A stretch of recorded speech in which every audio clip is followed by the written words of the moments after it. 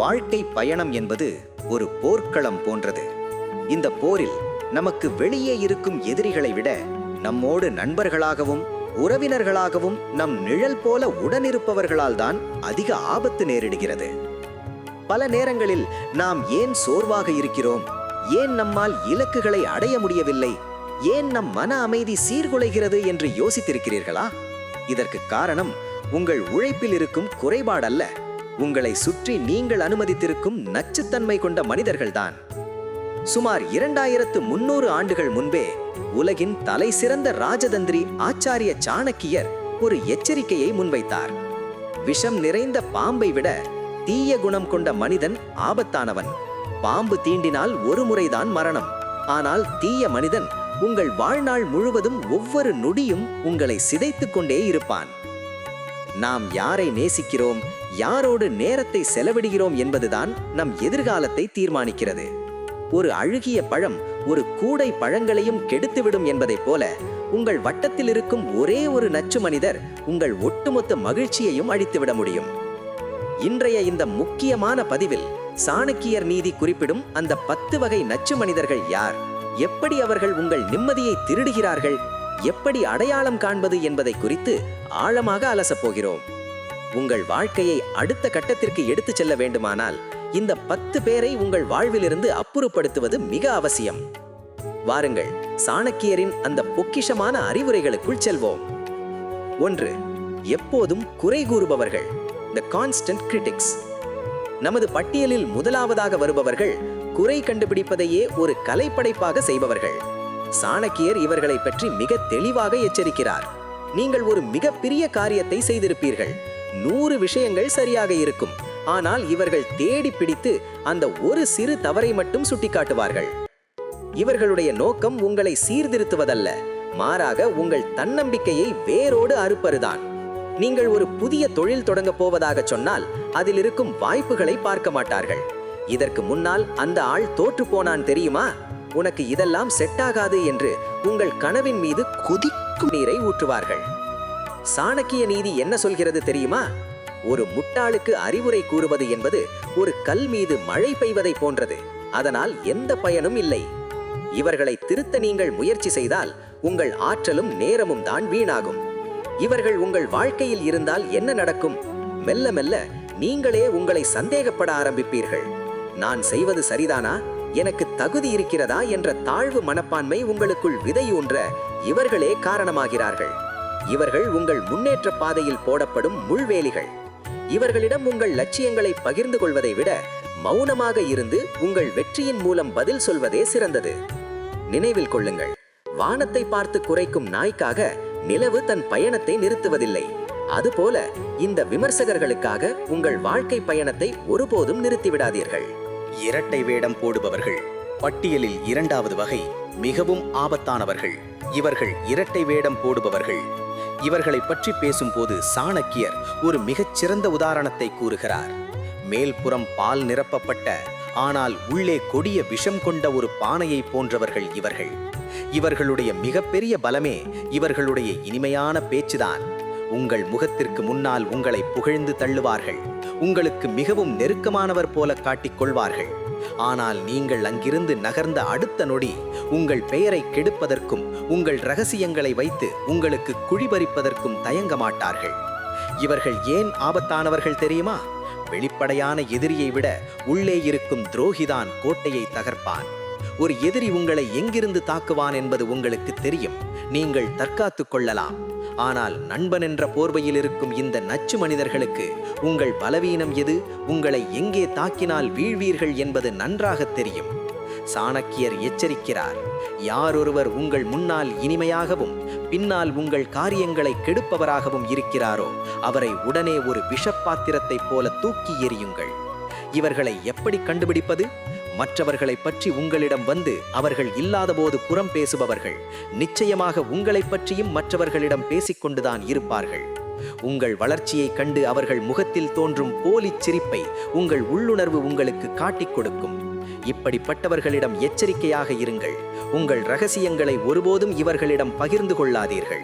ஏனெனில் அவர்கள் கையில் நீங்கள் கொடுக்கும் ஒவ்வொரு தகவலும் நாளை உங்களை தாக்க அவர்கள் பயன்படுத்தும் ஆயுதமாக மாறும்.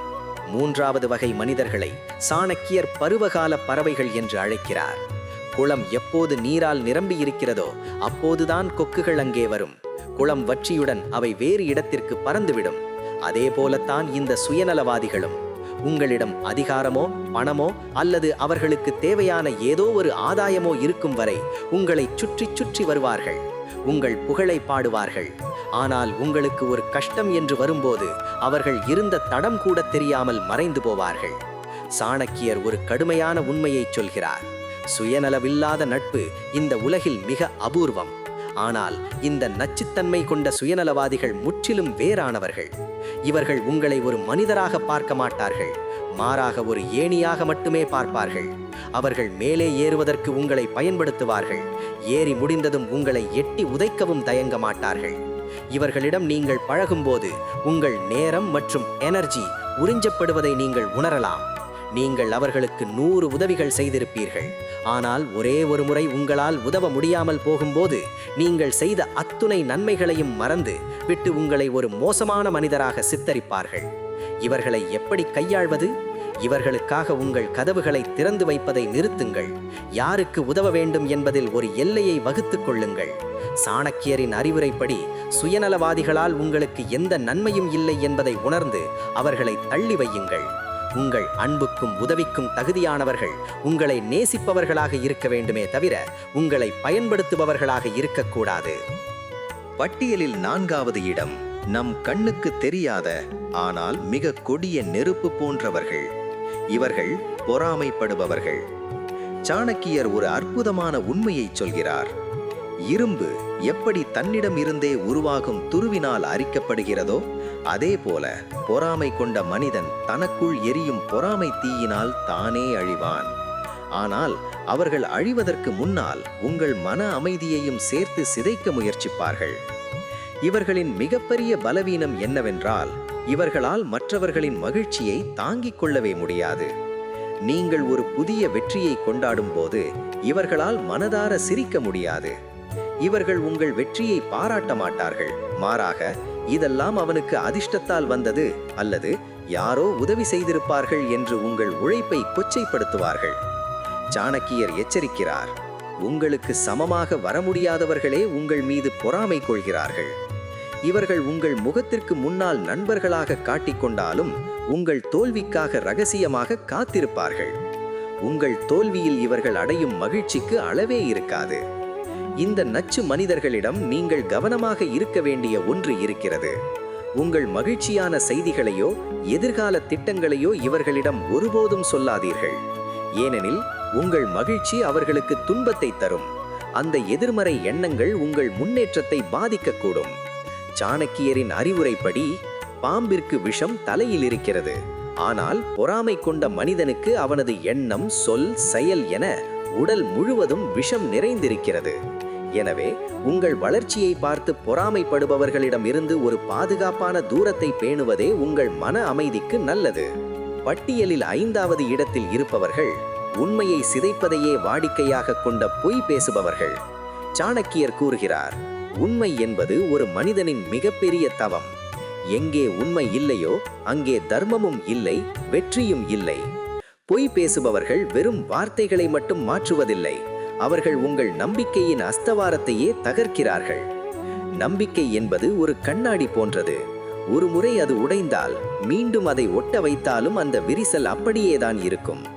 இந்த நச்சு மனிதர்கள் தற்காலிக லாபத்திற்காகவோ அல்லது தங்களை தற்காத்துக் கொள்ளவோ மிக சாதாரணமாக பொய் சொல்வார்கள். இவர்களிடம் பழகும்போது நீங்கள் எப்போதும் ஒரு விதமான சந்தேகத்துடனேயே இருக்க வேண்டியிருக்கும். அவர்கள் சொல்வது உண்மையா இல்லையா என்று யோசிப்பதிலேயே உங்கள் மன அமைதி பாதியாக குறைந்துவிடும். சாணக்கியர் ஒரு கடுமையான எச்சரிக்கையை முன்வைக்கிறார்.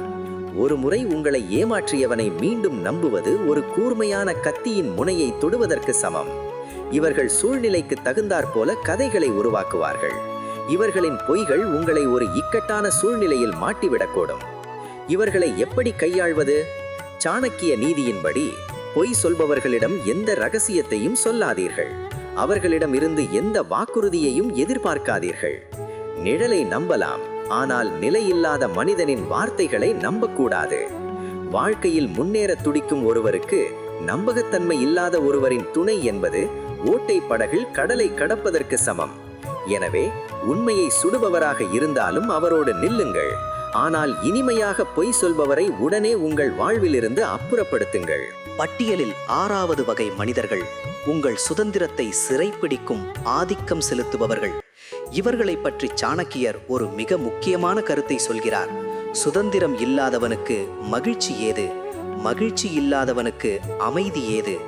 ஆதிக்கம் செலுத்தும் நச்சு மனிதர்கள் எப்போதும் உங்களை அவர்கள் விரல் நுனியில் வைத்திருக்க விரும்புவார்கள். உங்கள் முடிவுகள், உங்கள் தேர்வுகள், ஏன் உங்கள் தனிப்பட்ட விருப்புகள் கூட அவர்கள் விருப்பப்படியே இருக்க வேண்டும் என்று பிடிவாதம் பிடிப்பார்கள். இவர்கள் அன்பு என்ற பெயரில் உங்களை சுற்றி கட்டுப்பாடுகளை உருவாக்குவார்கள். நான் உனக்காகத்தான் சொல்கிறேன் அல்லது உனக்கு என்ன தெரியும் போன்ற வார்த்தைகளை பயன்படுத்தி மெல்ல மெல்ல உங்கள் சுய சிந்தனையை, அதாவது கிரிட்டிக்கல் திங்கிங்கை மழுங்கடிப்பார்கள். இவர்களிடம் பழகும்போது நீங்கள் ஒரு மனிதராக உணரமாட்டீர்கள். மாறாக அவர்கள் இயக்கும் ஒரு பொம்மையாகவே உணர்வீர்கள். சாணக்கிய நீதி எச்சரிக்கிறது, எந்த ஒரு உறவில் உங்கள் சுயமரியாதை இழக்கப்படுகிறதோ அந்த உறவு உங்களுக்கு ஒரு விலங்கு போன்றது. ஒரு அடிமையின் மனநிலையோடு நீங்கள் எவ்வளவு காலம் வாழ்ந்தாலும் உங்களால் உண்மையான வெற்றியை அடைய முடியாது. ஏனெனில் பயம் இருக்கும் இடத்தில் அறிவு வேலை செய்யாது. இந்த நச்சு மனிதர்களை அடையாளம் காண்பது எளிது. நீங்கள் எடுக்கும் சிறு முடிவை கூட அவர்கள் விமர்சிப்பார்கள் அல்லது அதை மாற்றியமைக்க முயற்சிப்பார்கள். இவர்களிடம் நீங்கள் செய்ய வேண்டிய ஒரே காரியம் உங்கள் எல்லைகளை மிக தெளிவாக வகுப்பதுதான். சாணக்கியரின் அறிவுரைப்படி யானையை அதன் பலத்தால் அடக்க முடியாது, ஒரு அங்குசத்தால் தான் அடக்க முடியும். அதுபோல இவர்களிடம் விவாதம் செய்வதை விட உங்கள் வாழ்க்கையின் முடிவுகளை நீங்கள் எடுக்கத் தொடங்குவதே இவர்களை தள்ளி வைப்பதற்கான முதல் படி. உங்கள் வாழ்க்கையின் ஓட்டுநர் இருக்கையில் நீங்கள் மட்டுமே அமர வேண்டும். மற்றவர்கள் வெறும் பயணிகளாக மட்டுமே அனுமதிக்க வேண்டும். பட்டியலில் 7வது இடத்தில் இருப்பவர்கள் உங்கள் லட்சியங்களின் வேர்களில் விஷம் ஊற்றுபவர்கள். இவர்கள் சோம்பேறிகள் மற்றும் உற்சாகத்தை கெடுப்பவர்கள். சாணக்கியர் சோம்பலை ஒரு மனிதனின் மிகப்பெரிய எதிரி என்று கருதுகிறார். அவர் கூறுகிறார், சோம்பேறிக்கு நிகழ்காலம் இல்லை, எதிர்காலமும் இல்லை. ஆனால் இந்த நச்சு மனிதர்களின் கொடுமை என்னவென்றால் அவர்கள் மட்டும் சோம்பேறியாக இருப்பதில்லை.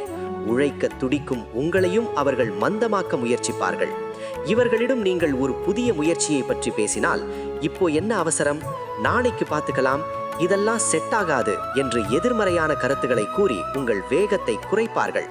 சாணக்கிய நீதிப்படி அறிவுள்ளவன் எப்போதும் சுறுசுறுப்பானவர்களையே நண்பர்களாக கொள்வான். ஏனெனில் உற்சாகம் என்பது தொற்று நோய் போன்றது. அது உங்களிடம் இருப்பவர்களிடமிருந்து உங்களுக்கும் பரவும். இவர்கள் உங்கள் வாழ்க்கையில் இருந்தால் மெல்ல மெல்ல உங்கள் கனவுகள் தூசு படிந்து போகும். இவர்களை சாணக்கியர் உயிருடன் இருக்கும் பிணங்கள் என்று கூட சொல்கிறார். ஒரு தேங்கிய குட்டை எப்படி துர்நாற்றம் வீசுமோ அப்படி தேங்கி போன மனிதர்களின் சகவாசம் உங்கள் எண்ணங்களையும் சிந்தனைகளையும் நாற்றமடிக்க செய்துவிடும். இவர்களை எப்படி கையாள்வது? இவர்களை உங்கள் வட்டத்திலிருந்து உடனே அப்புறப்படுத்துங்கள். சாணக்கியர் அறிவுரை கூறுகிறார், உயர்ந்த லட்சியம் கொண்ட ஒருவனுக்கு சோம்பேறியின் நட்பு என்பது காலில் கட்டப்பட்ட இரும்பு குண்டு போன்றது. நீங்கள் உயர பறக்க விரும்பினால் உங்கள் சிறகுகளை கட்டி போடும் இவர்களை விட்டு விலகுங்கள். எப்போதும் ஓடிக்கொண்டிருக்கும் நதியைப் போல சுறுசுறுப்பானவர்களோடு பழகுங்கள். அப்போதுதான் உங்கள் வாழ்க்கை ஒருபோதும் தேங்கி போகாது. 8. நன்றி கெட்டவர்கள். பட்டியலில் 8வது வகை மனிதர்கள் ஈரமில்லாத நிலத்தை போன்றவர்கள். இவர்கள் நன்றி கெட்டவர்கள். சாணக்கியர் ஒரு மிக கடுமையான எச்சரிக்கையை முன்வைக்கிறார். உலகில் மிகப்பெரிய பாவங்களை செய்தவர்களுக்கு கூட ஏதோ ஒரு வகையில் பிராயச்சித்தம் அல்லது மன்னிப்பு கிடைத்து விடலாம். ஆனால் கைமாறு கருதாமல் செய்த உதவியை மறந்துவிட்டு துரோகம் செய்பவனுக்கு இந்த உலகில் மட்டுமல்ல, எந்த உலகிலும் மன்னிப்பே கிடையாது. இவர்கள் உங்கள் கஷ்ட காலத்தில் நீங்கள் செய்த பேருதவியை மிக சாதாரணமாக மறந்து விடுவார்கள். இவர்கள் எப்போது ஆபத்தானவர்களாக மாறுகிறார்கள் தெரியுமா? உங்களுக்கு ஒரு உதவி தேவைப்படும் போது நீங்கள் செய்த 1000 நன்மைகளை துச்சமாக மதித்துவிட்டு, நீ எனக்கு என்ன பெரிதாக செய்துவிட்டாய் என்று உங்கள் முகத்திற்கு நேராகவே கேட்பார்கள். இவர்களிடம் பழகும்போது உங்கள் அன்புக்கும் உழைப்பிற்கும் எந்த மதிப்பும் இல்லாதது போன்ற ஒரு வெறுமை உங்களுக்குள் உருவாகும். சாணக்கியர் நீதிப்படி நன்றியுணர்வு இல்லாத ஒருவனுக்கு செய்யும் உதவி பாம்பிற்கு பால் வார்த்து வளர்ப்பது போன்றது. நீங்கள் எவ்வளவுதான் அன்போடும் அரவணைப்போடும் பாம்பிற்கு பால் கொடுத்தாலும் அதன் விஷம் குறையப் போவதில்லை, மாறாக அதன் விஷம் அதிகரிக்கவே செய்யும். அதுபோலத்தான் நன்றி கெட்டவர்களும். நீங்கள் அவர்களுக்கு எவ்வளவு நன்மைகள் செய்தாலும் அவர்கள் தங்கள் இயல்பை மாற்றி உங்களுக்கு மதிப்பளிக்கப் போவதில்லை. அதேபோல நன்றி கெட்டவர்களுக்கு நீங்கள் செய்யும் எந்த உதவியும் வீண்தான். இவர்கள் உங்களிடமிருந்து அனைத்தையும் பெற்றுக்கொள்வார்கள், ஆனால் கைமாறு செய்ய வேண்டிய நேரத்தில் உங்களை திரும்பி பார்க்க கூட மாட்டார்கள். இவர்களை எப்படி கண்டுபிடிப்பது? எப்போதும் தன்னை மட்டுமே முன்னிலைப்படுத்துபவர்கள் மற்றும் மற்றவர்கள் செய்த உதவிகளை கிண்டல் செய்பவர்களே பெரும்பாலும் நன்றி கெட்டவர்களாக இருப்பார்கள். இவர்களிடம் நீங்கள் எதிர்பார்க்க வேண்டிய ஒரே விஷயம் ஏமாற்றம் மட்டும்தான். சாணக்கியரின் அறிவுரைப்படி இவர்களை திருத்த முயற்சிக்காதீர்கள், மாறாக இவர்களுக்கு உதவி செய்வதை நிறுத்துங்கள். உங்கள் கருணையும் காலமும் அதற்கு தகுதியானவர்களுக்கே சேர வேண்டும். நன்றியுள்ள ஒரு நாய்க்கு இருக்கும் மதிப்பு கூட நன்றி கெட்ட மனிதனுக்கு இல்லை என்பதை உணர்ந்து அவர்களை தள்ளி வையுங்கள். 9. எதிர்மறை எண்ணம் கொண்டவர்கள். பட்டியலில் 9வது இடத்தில் இருப்பவர்கள் உங்கள் வாழ்க்கையின் வெளிச்சத்தை உறிஞ்சும் எதிர்மறை எண்ணம் கொண்டவர்கள். சாணக்கியர் ஒரு மிக முக்கியமான உளவியல் கருத்தை சொல்கிறார். ஒருவனுடைய எண்ணங்களே அவனுடைய வாழ்க்கையை தீர்மானிக்கின்றன.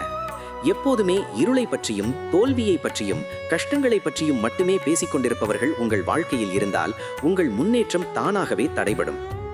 இவர்கள் எப்படிப்பட்டவர்கள் தெரியுமா? மற்றவர்கள் ரோஜா செடியில் இருக்கும் அழகிய பூவை பார்த்து ரசிப்பார்கள், ஆனால் இவர்கள் அந்த செடியில் இருக்கும் முள்ளை மட்டுமே பார்த்து பயப்படுவார்கள்.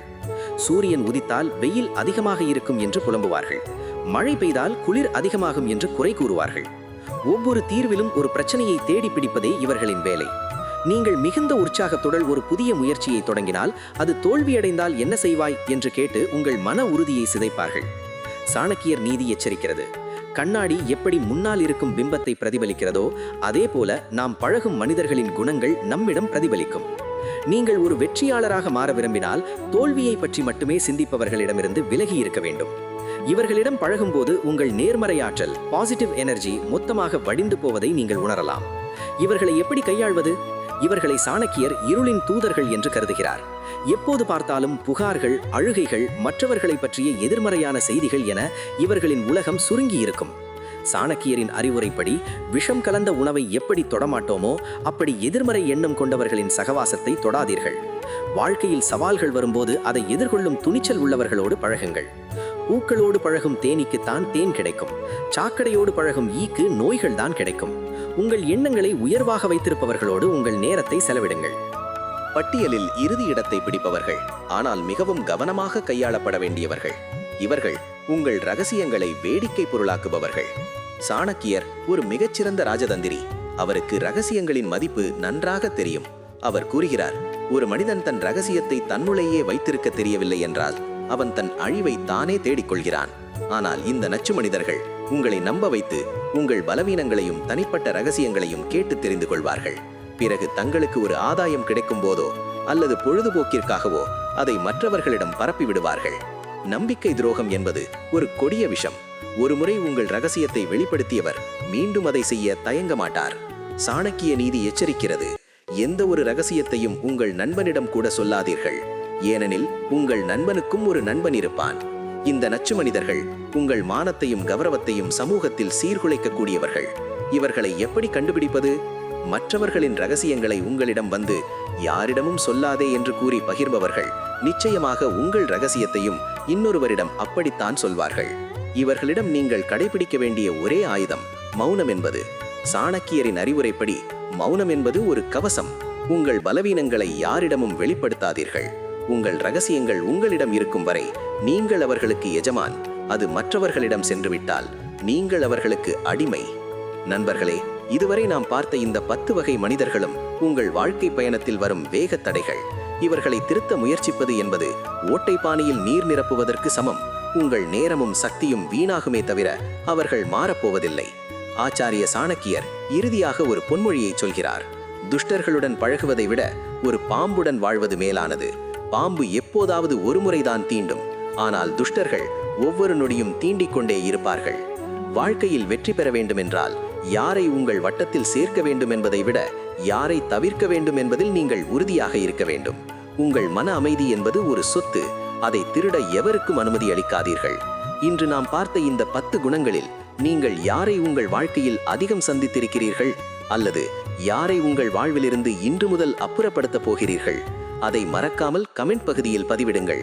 இந்த தகவல் உங்கள் வாழ்க்கையில் ஒரு சிறு மாற்றத்தையாவது ஏற்படுத்தும் என்று நான் நம்புகிறேன். இது போன்ற பயனுள்ள ஆழமான வாழ்க்கை தத்துவங்களை தெரிந்து கொள்ள நமது சேனலை சப்ஸ்கிரைப் செய்யுங்கள். உங்கள் நண்பர்களுக்கும் இந்த வீடியோவை பகிருங்கள். மீண்டும் ஒரு பயனுள்ள பதிவில் உங்களை சந்திக்கிறேன். உங்கள் வாழ்க்கை அமைதியாகவும் வெற்றிகரமாகவும் அமைய வாழ்த்துக்கள். நன்றி.